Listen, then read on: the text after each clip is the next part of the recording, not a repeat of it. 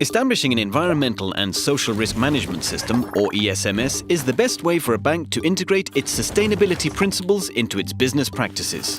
Okay, I get that. An ESMS will allow us to concretely apply our sustainability principles in our business. But in practical terms, what's in it for me?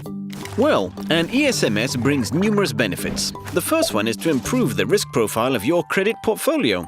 The system identifies the environmental and social risks in your portfolio.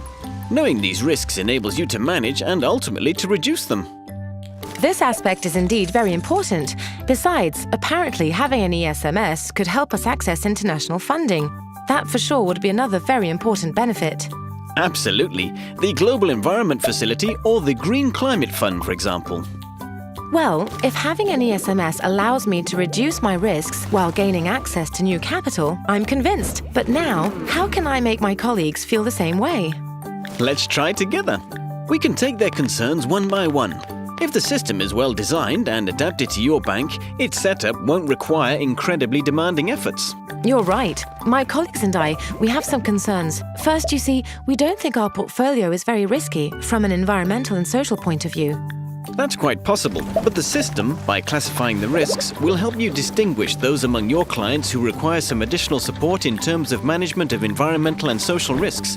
And the ESMS application depends on the type of projects. For a low-risk portfolio, the system will be very light. Another issue, we're not all experts in managing these types of risks. Don't worry. A simple methodology based on questionnaires identifies the risk areas that require further investigation. You have an answer for everything, haven't you? Seriously, some of my clients may not wish to address these subjects. Maybe, but they are already facing these issues.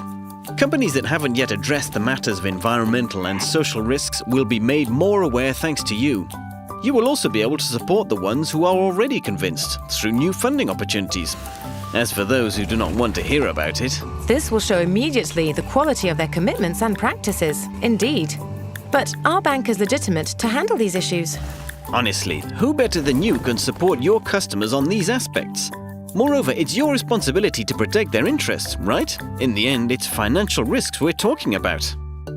Right again. Yes. Also, did you know that the implementation of an ESMS can improve the efficiency of your credit approval process?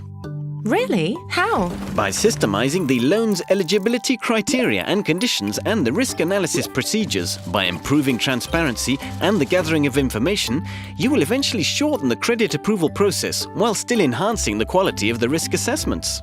If we increase our efficiency, our customers will surely be pleased. But with this system, it seems like we could even go beyond the application of our local regulatory framework, right? In some cases, and for high-risk projects, it may be the case, and the rules you've set internally may go beyond the local legislation, especially if you decide to comply with international safeguard standards. However, by looking at those risks that are not yet covered by local laws and regulations, you will address any potential gaps in the local legislative framework, and you may mitigate potential reputational risks or other kinds of threats. Again, it's clear and convincing. You're perfect. I'm relieved. I thought I was the only one to think so.